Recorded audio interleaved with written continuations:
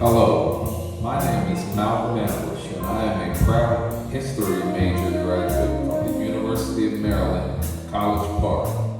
Before I begin, may I have permission from the elders in the room to speak?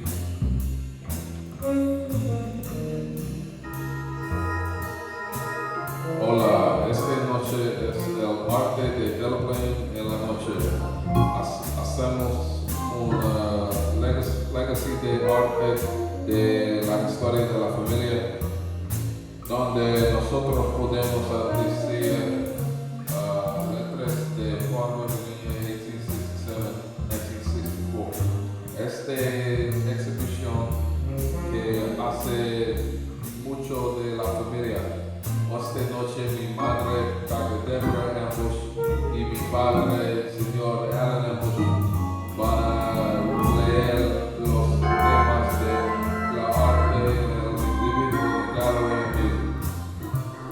When enslaved people would travel for their freedom in the 19th century, it was particularly important to make it to Canada once the 1850 Fugitive Slave Act was enacted. The songs my ancestors sang were filled with meaning and information. The song entitled I'm on My Way was composed by Miss Mahalia Jackson, who changed the lyrics of If You Go, Don't Hinder Me, a traditional spiritual, to I'm on my way to Canaan land. During the Civil Rights Movement in the 60s, the lyrics were changed again to I'm on my way to Freedom Land.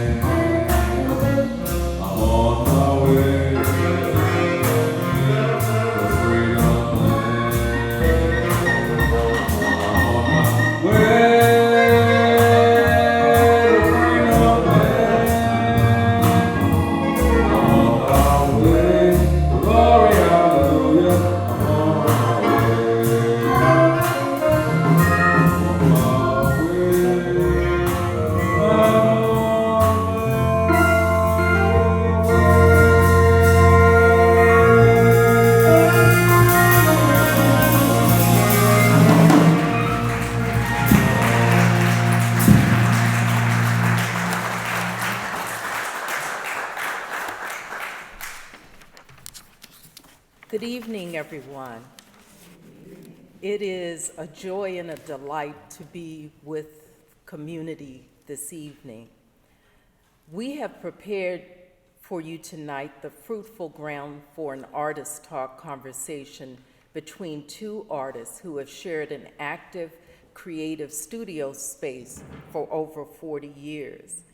Alan and I realized that the audience tonight might be challenged to get both a visual feel for our studio process as we unpack what it means from our own perspectives, that is to say for ourselves, what it means to share family history through the sensory modalities of sight and sound, love and commitment as the brick and mortar of ancestral fortitude. Our creative community is illuminated by Alan's colleagues and longtime friends who were able to make sense of working in this very kind of venue in a concert talk format that features the thread of continuity that ties the visual and the auditory aspects of art making together through the early period of our country's civil rights struggles. Alan, we are indeed grateful to have three accomplished musicians, but what we are really excited about, especially me at 40 years of marriage, is to be able to celebrate you in public space. You are my light, and that studio space has been a very productive space.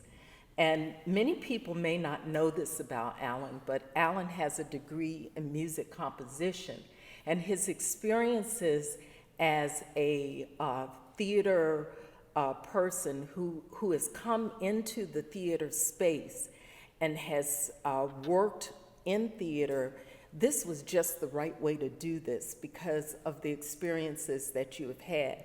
In working during your college years on the Me Nobody Knows, the story of Bert Williams as part of the Harlem Renaissance, you have brought with you things that have just made our studio practice so joyful, and it's only right that we have collaborated to do this tonight. The other stars, so I thank you, Asante Sana. Oh my gosh, I don't know what to say. 40 years of marriage has been wonderful, and I love you very, very, very much. And bringing the space of the artwork that Debra has brought into the exhibition here, and also to make this whole thing come to fruition. So I thank you for that, and the years of art making and taking space and moving space and back and forth. That it has been. That has been. And we have some other colleagues in crime, and I know yes. that you probably like to introduce them. We had, and the first person was the Howard Professor, Howard Burns.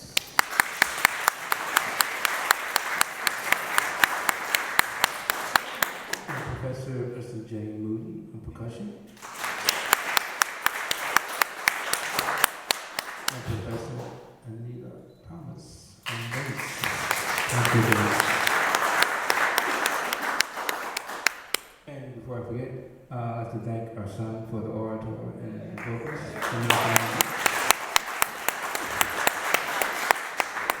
It's always like, Dad, I have to get it like, yeah.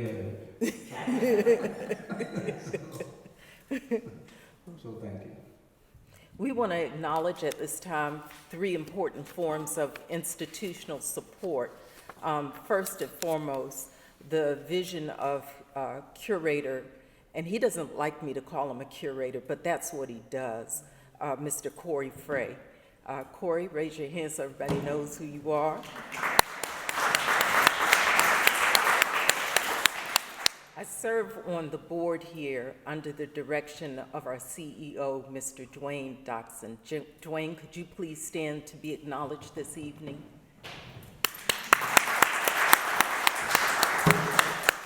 I love the energy of the Delaplaine. There's some exciting things happening. Our director of programs is always here. Ms. Kirsten Butler, would you please stand? So that's just one form of support tonight. We, in addition, were supported by Arch Society. And for those of you who may not be familiar with that acronym, that's the African American Research Cultural History Society. And here tonight, we are honored to have Dr. Cheryl Gooch. Would you please stand and be acknowledged by our audience? And there are founding stones here tonight, and I want to acknowledge Rose Cheney. Would you please stand so that you can be acknowledged tonight? Rose is a quiet storm, and she makes things happen. And I also would like to acknowledge the Bagels, who are also part of that quiet storm. Would you please stand, Marilyn, and be acknowledged? This interdisciplinary effort was through Rose's efforts to secure an Osherman Foundation grant. So Ms. Cheney, thank you so much for your support and this vision that you brought tonight. Thank you. In 2014, the unique seminary program at Wesley offered a master's work in arts and theology. It opened up an opportunity to delve more deeply into African American church histories, actually acknowledging opportunities to begin to create on campus at the seminary in a studio production, which allowed me to create large-scale prints. This is where the journey began. And the opportunity to research my own family history, which we'll get into more this evening. This inspired many conversations between my husband and I about the presence of the visual in liturgical practice and beyond in art, in tandem with music, particularly in the Black church. And because we delve deeply into these intersectional histories, we wanted this moment to share with the Frederick community some of our artistic endeavors relating to marking what is the 70th anniversary of the Brown versus the Board of Education decision, because in doing so, we also lift their particular historical experience and contribution of people seldom acknowledged.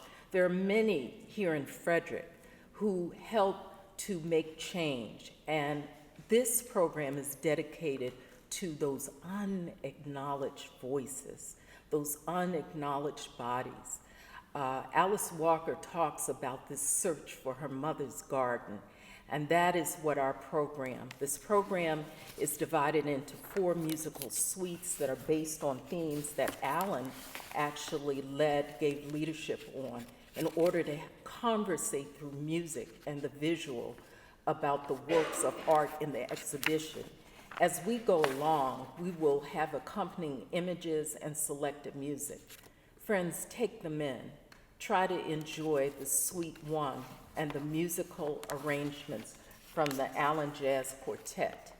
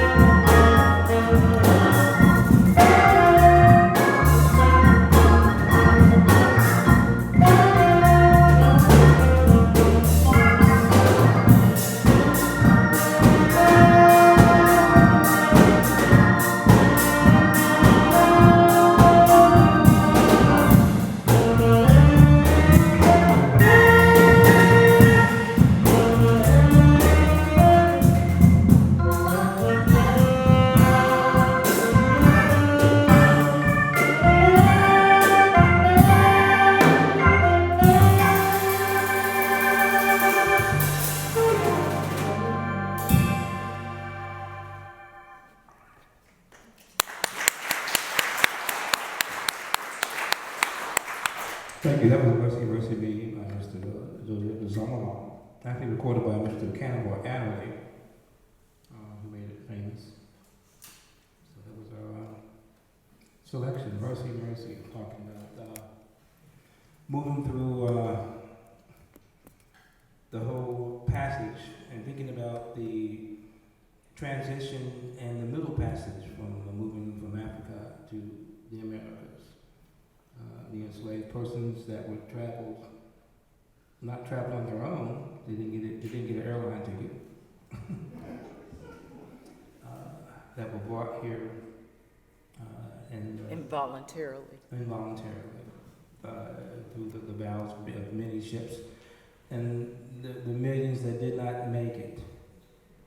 But yet we still survive, and we still thrive and move forward. We had the pleasure to celebrate our 40th wedding anniversary. We actually got to go to Elmina, and it was quite something to stand at the door of what they call the door of no return. The Atlantic is a slide you see here on the right, and on the left is that door, the final door where slaves were embarked onto the slave ships. And so we wanted the beginning of this program to be a remembrance to all of our ancestors. And the 1/3 that made the Middle Passage, we are those descendants.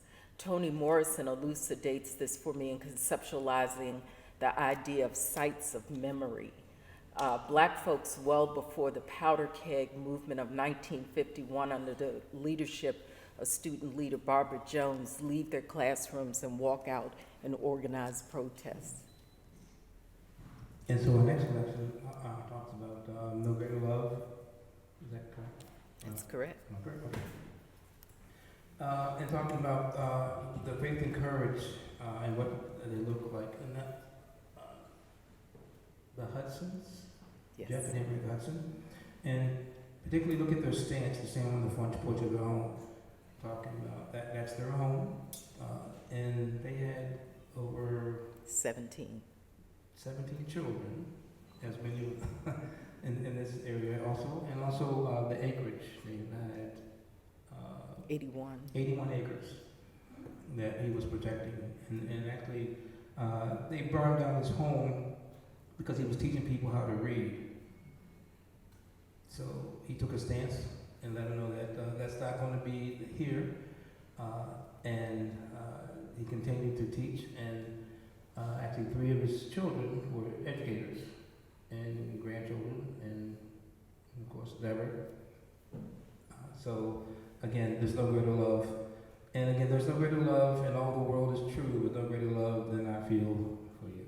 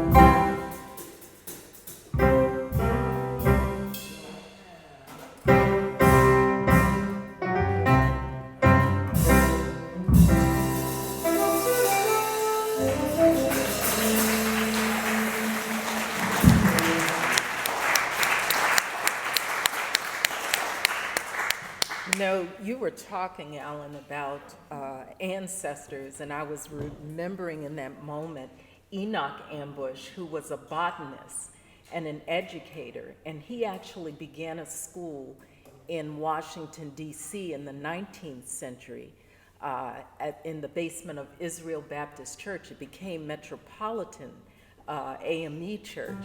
And so even though we're initially two families, we've come together as one, and it has helped us to understand. So when we see Fred and Sarah Ambush, great-grandparents, it helps us to understand.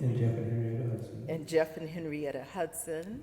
And Julia and Alex Bigger, that we are truly standing on the shoulders. And so the names of all that we can call in this community in this moment are important.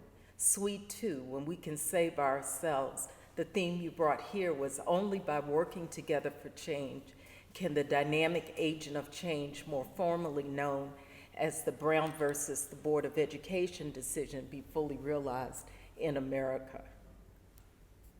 And talking about Cape Verde Blues, correct? Uh-oh. Yes. All right. So the pianist and composer Horace Silver, you can hear me? I'm not talking. Okay. He composed this particular composition in remembrance of his father, who was actually born in Cape Verde, which was an island off of Africa.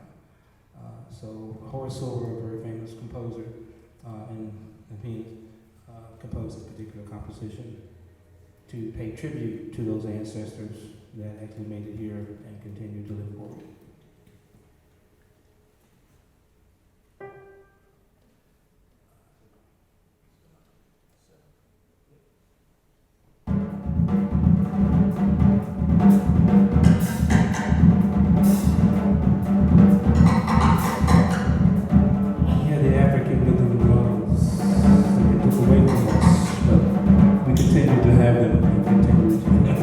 To work with them in creation.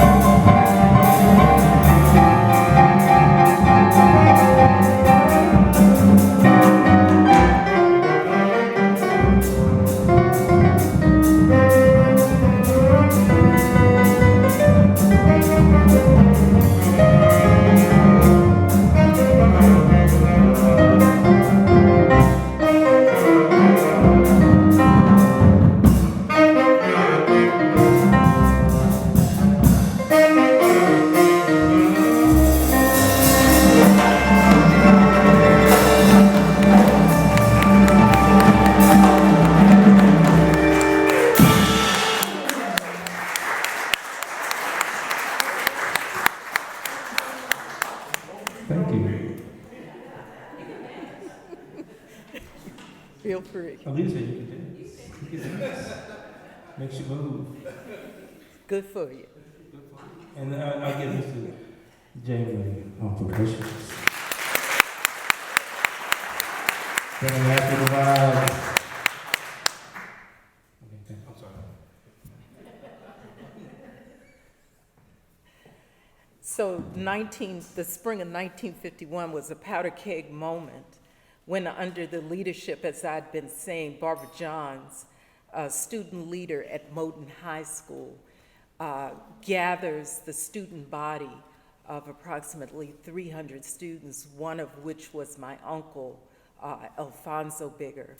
And they decide to walk out. They are motivated, you see, because in March of that year, there was a school bus that crossed the tracks in Farmville, Virginia, and it did not make it. It was struck by a train, and 5 children attending these tar paper shacks in Farmville, Virginia, were killed. It was in this moment that Barbara Johns recounts that she absolutely could not take these conditions anymore. They had been placated to some extent in the 1939s, but in this moment, these subpar conditions in which they were using used textbooks and being made to give their tax dollars, but yet this issue of inequality and differences in the way that they received education. There had to be a root there, Alan, and I think it had to do with love within a home, love within the community. Am I steering the boat right? Yes, correct. Okay. Yeah. And definitely, looking at the images, just family images of love and people being together. The family love togetherness is a virtual part of the African American community and all communities. But with our 40 years of marriage, moving on to 40 more years. And talking about just my one and only love, which is a song that was Johnny Hartman, who was a vocalist, and John Coltrane was the saxophonist, but it was composed. And I'm going to dedicate this particular piece to my wife Debra of 40 years of marriage.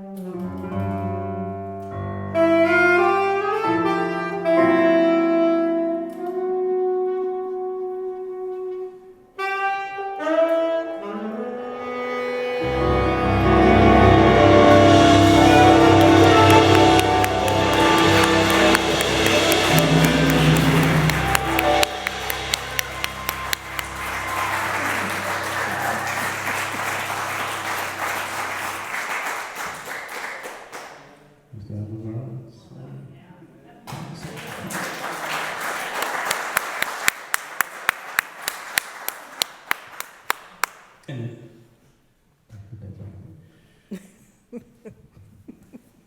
So Alan, in this segment, the second suite, I noticed that you included internal essence and this timeline. We've been talking about the 30s and the 40s. In 1954, Brown versus the Board of Education Supreme Court decision ruled separate but equal unconstitutional. And as many of you may know, there was a mandate throughout Virginia and throughout the country for massive resistance. And so this really inspired my work that you see in the gallery. I had to become a researcher to understand what it was that Barbara Johns went through, what my uncle went through, what motivated them to migrate to Washington, the dispossession of land, the closing of the schools. They literally put chains around the doors of the school in 1959. It was through the church, First Baptist Church, that they began to have what they call freedom schools that would accommodate these students, as many as 2,530 by 1949, that were literally locked out of the schools. Many of them had to relocate. The Brown decision is actually 5 cases: Topeka, Kansas, Delaware, the District of Columbia, Farmville, and I forgot the other one, eludes my memory right now, but this was a case of such magnitude.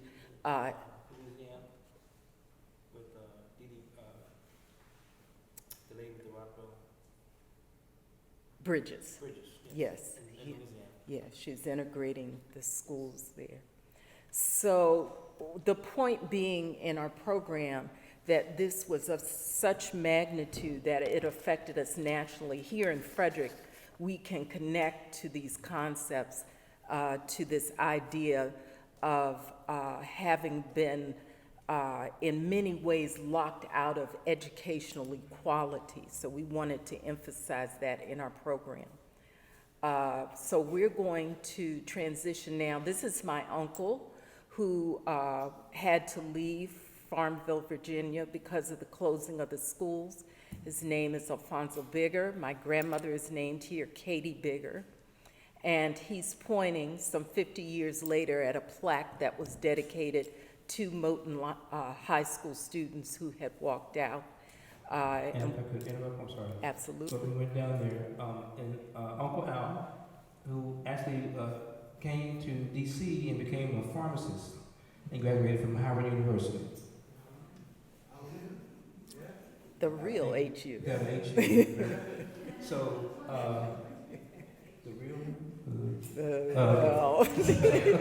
So, all right. So anyway, but Uncle Al graduated from Howard University as a pharmacist, and so we went back there with him to visit the elementary school. Moton High School. I'm sorry, Moton High School.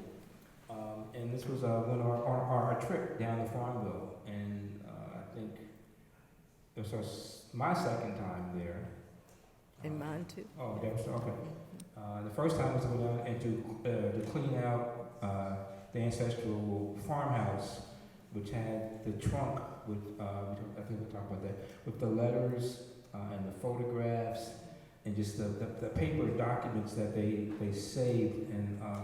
And as an educator, it was interesting to see the grade books and also the curriculum guides that they had for the normal schools that they called them at the time in Virginia.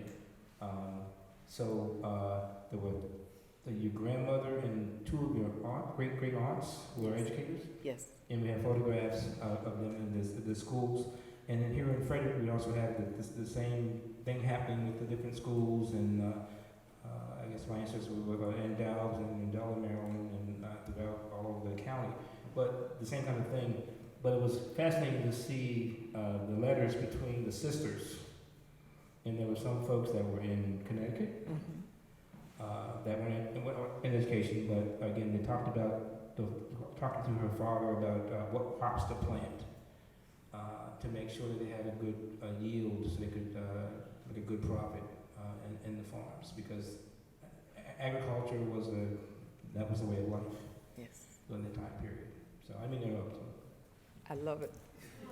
And we'll turn it back over to you. Oh.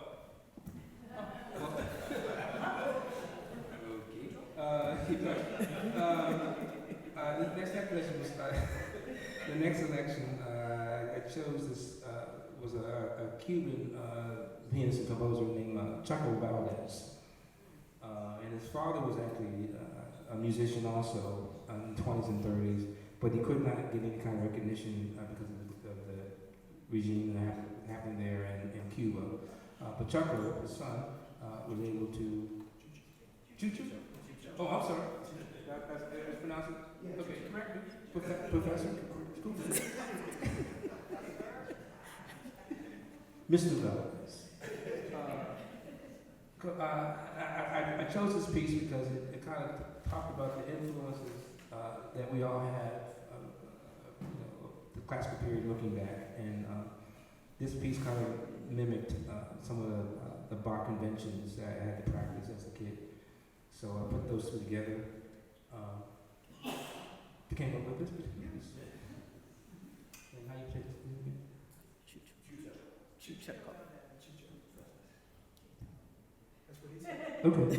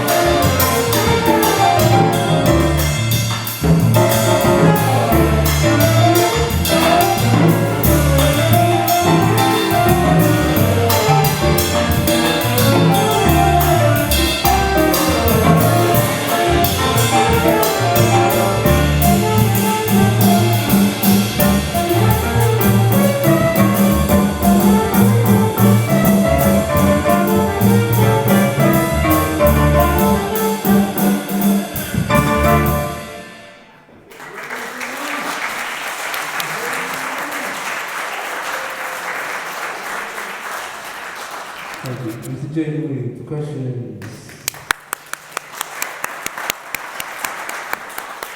Any comments on controversy? Trying to go to Dr. I am inspired by several areas of arts and humanities in determining how this inherited personal body of family history can enrich our community.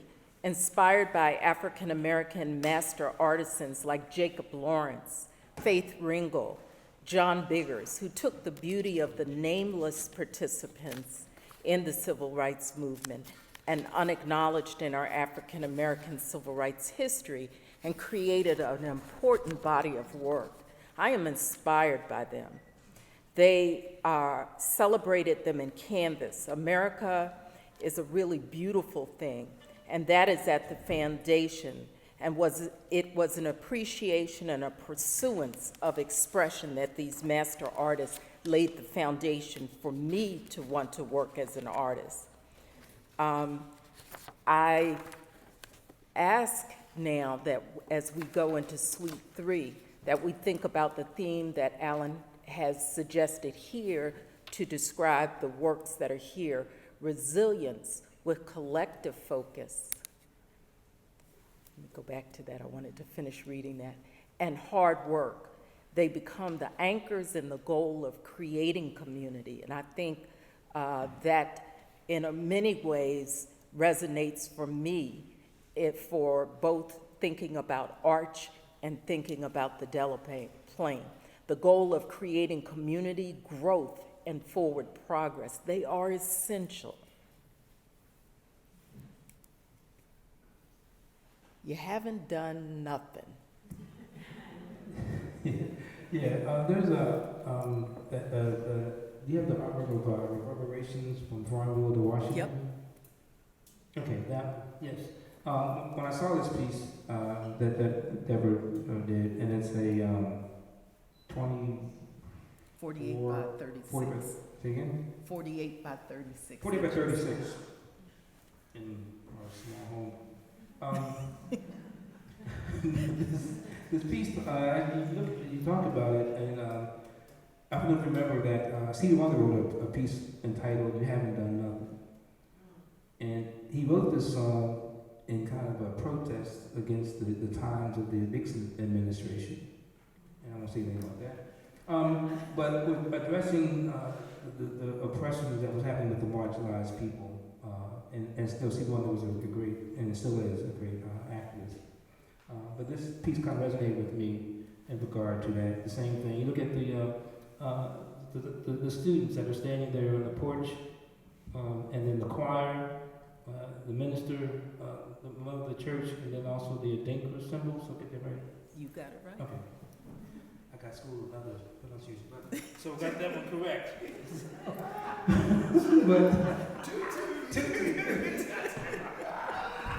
So anyway, but the piece kind of resonated with me in regard to when did the students and people actually say enough was enough, and like it's time to you haven't done anything for us. So this is Stevie Wonder's composition. You haven't done nothing.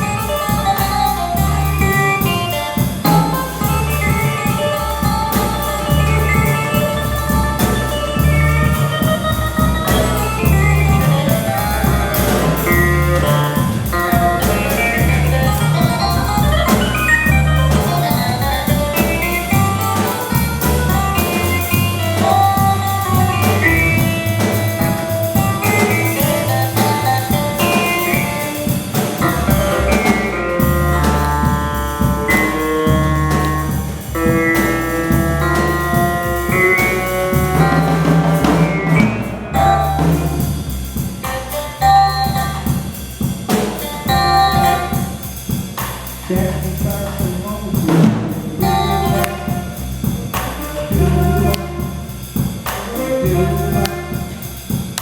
Everybody sing along, say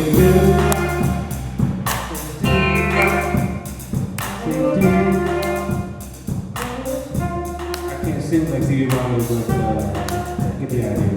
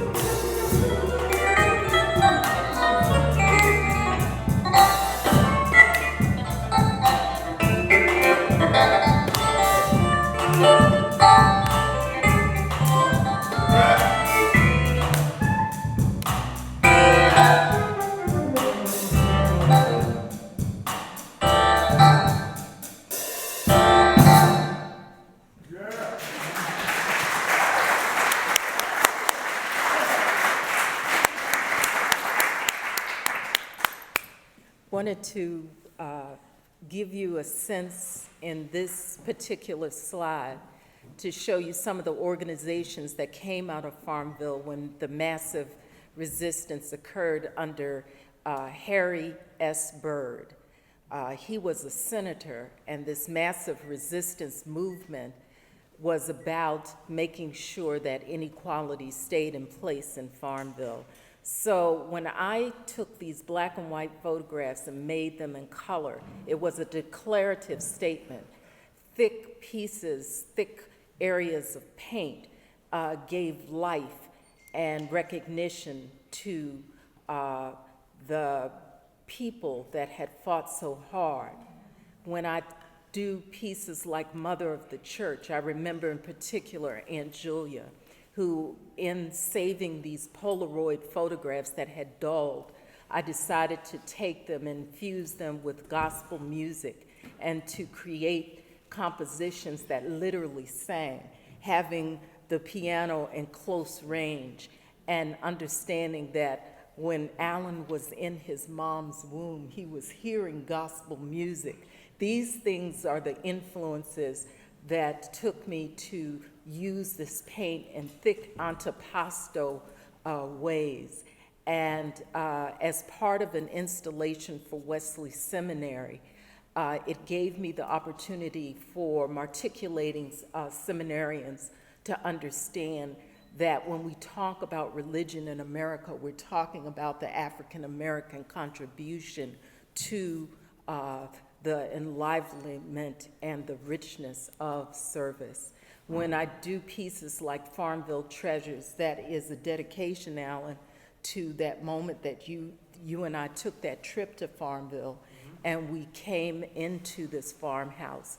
Old teacups, old photographs, what they call stemware and apples, all of that, and Negro Caravan, an edited tome of works, were all there in the painting to represent the moment in which we entered that ancestral farmhouse and understood in our younger years that we had come across some ancestral importance. Yeah, and they, I'll go back. Okay.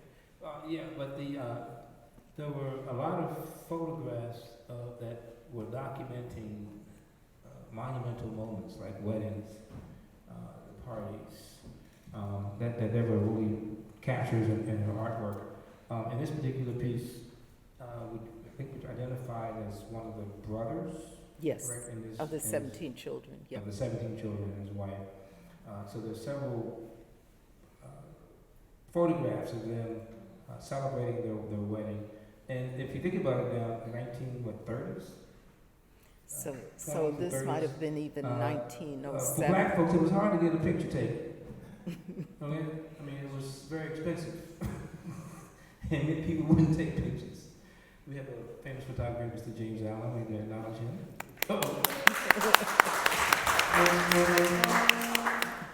But I'm bringing it up because, yeah, think about it in context. You know, when you look at these photographs, they are statements that they wanted to make and want everybody to realize and understand and capture that moment.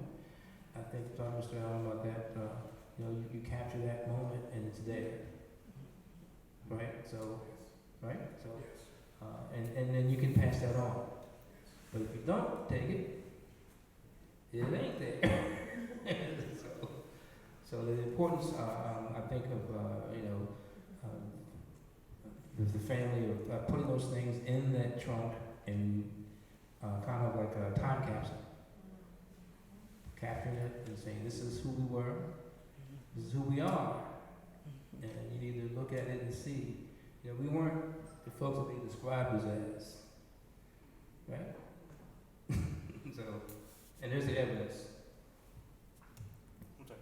That was awesome. Our final suite is this idea of sharing your gifts, however great or small, and to ensure a better future for our descendants. And I think you surmised that beautifully. We will say that as a family, we have learned a lot from this process that began with going to Farmville in 1989, and then unpacking meaning between 2014 and now. And what we would like to say to the community is that we love you and that we are here and will continue to make our art and be here and present in various venues. And so, Alan? Maurice White, if you don't know who he is, with Earth, Wind & Fire, that was a famous, he started as a drummer, actually, with Ramsey Lewis, in Chicago. He was from Memphis, actually, but moved to Chicago. Was a drummer, and then became a songwriter, but he brought this composition to Ramsey Lewis called Song Goddess, and he asked him to record it, and he did a live version, became a very popular song. But I chose this song to reflect the radiance of the Mother of the Church.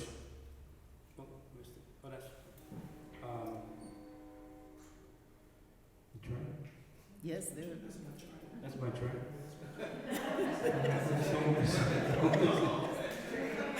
Oh my gosh.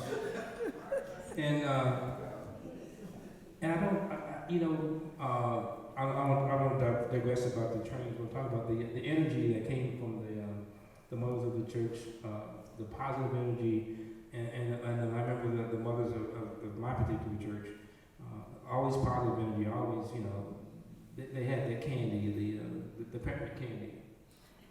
They kind of knew that they were going to become ancestors, but there's something that we talk about in theology. It's called eschatological hope. And what I thought was so astounding about mothers of the church is that they knew that they were going to be in the ancestral realm, but they felt it was important to connect with everyone and give love and radiate love. And so I just wanted to connect that to what you're saying too. And that's what I was trying to do. And also the look. And the look. I'm